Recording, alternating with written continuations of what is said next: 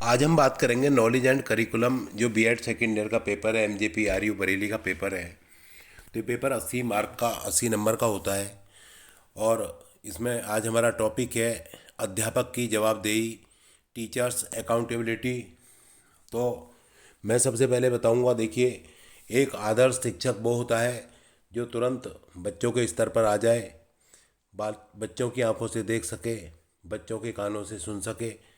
और देखो, प्रत्येक समाज चाहता है कि उसके आ, नागरिकों का शारीरिक, मानसिक, बौद्धिक, सामाजिक, नैतिक विकास हो। उसके लिए वो विद्यालय की स्थापना करता है और शिक्षा की व्यवस्था करता है और अध्यापक की नियुक्ति करता है, और उसके बदले उन्हें वो पारिश्रमिक देता है, वेतन देता है। तो अध्यापक के भी कुछ दायित्व बनते हैं, आज हम उसी की बात करेंगे। तो देखो, प्रत्येक समाज यह चाहता है कि उसके नागरिकों का शारीरिक, मानसिक, बौद्धिक, नैतिक तथा आर्थिक विकास हो तथा वे उन्नति करें। नागरिकों का विकास शिक्षा पर निर्भर है। अतः प्रत्येक समाज अपने नागरिकों की शिक्षा के लिए श्रेष्ठतम व्यवस्था करता है। वह विद्यालयों की स्थापना करता है तथा योग्य शिक्षकों की नियुक्ति करता है तथा उनसे यह आशा करता है कि वे बालकों का सर्वांगीण विकास करेंगे, यानी कि ऑलराउंड डेवलपमेंट करेंगे। विद्यालय में अध्यापक तथा अन्य कर्मचारियों की नियुक्ति की जाती है। उन्हें कुछ कार्य सौंपे जाते हैं तथा इसके बदले उन्हें पारिश्रमिक दिया जाता है।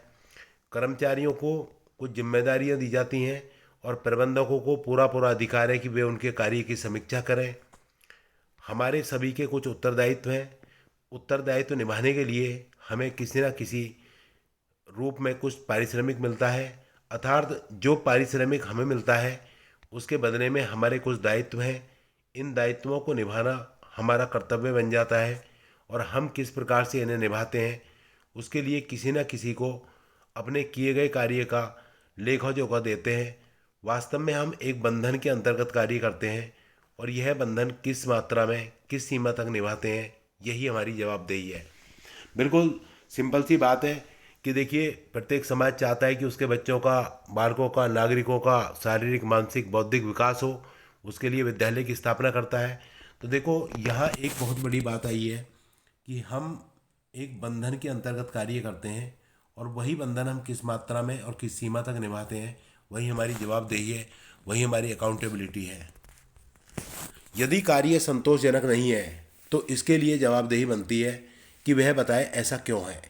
यदि कार्य अच्छा है तो जवाबदेही अच्छी बन जाती है।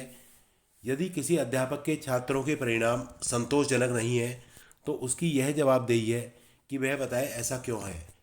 जवाबदेही के माध्यम से ही प्रत्येक कर्मचारी अपनी संस्था के प्रति समर्पित होता है। इसका मतलब समझ गए आप। देखो, अगर आपको कोई अकाउंटेबिलिटी मिलेगी तो आप तुरंत समर्पण की भावना से काम करोगे। यह कर्मचारियों को अपने उत्तरदायित्व की ओर सचेत करती है, अलर्ट करती है।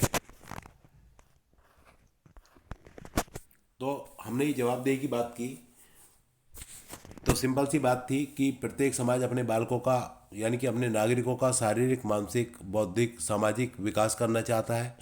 उसके लिए वह विद्यालय की स्थापना करता है और वहाँ कर्मचारी, अध्यापक की जो है नियुक्ति करता है, और उनके बदले उन्हें कुछ पारिश्रमिक जो है मिलता है। उनके कुछ उत्तरदायित्व होते हैं, वो वे मतलब एक बंधन के अंतर्गत कार्य करते हैं। उस बंधन को किस सीमा में, किस सीमा तक, कितनी मात्रा में निभाते हैं, वही हमारी उनकी अकाउंटेबिलिटी होती है। तो जवाबदेही ये जो होता है, ये मतलब जवाबदेही जो होती है, ये कर्मचारी को अपने उत्तरदायित्व की ओर अलर्ट करती है। सीबी गुड ने कहा था, प्रशासन में जवाबदेही उन परिणामों के लिए उत्तरदायित्व होती है जिन्हें दी गई शक्ति का प्रयोग करके अर्जित किया गया है। तो it is liability for results which have been obtain through the responsible exercise of delegated authority. ये बात कही थी सीवी गुड ने। उसके बाद हेमन ने कहा था, उच्च अधिकारी द्वारा अपने अधीन कर्मचारियों से उनके कर्तव्यों की समीक्षा ही जवाबदेही है। यानी कि जो उच्च अधिकारी होते हैं और वो उनके नीचे जो काम करते हैं कर्मचारी, ठीक है, उनके कर्तव्यों की समीक्षा ही जवाबदेही है। यानी कि accountability is review of subordinate to to perform the duty as required by his superior.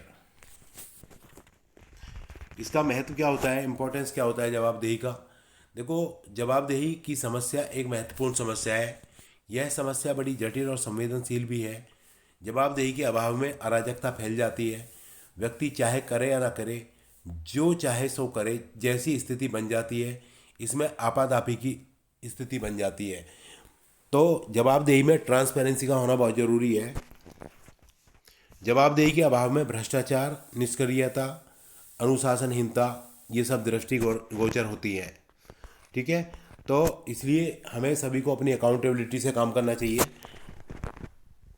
आपने देखा होगा एक कॉलेज में मतलब प्रिंसिपल की भी जवाबदेही बनती है कि वो अपने अध्यापकों के कार्य की समीक्षा करे और उसको प्राचार्य को प्रबंधक की नज़र में भी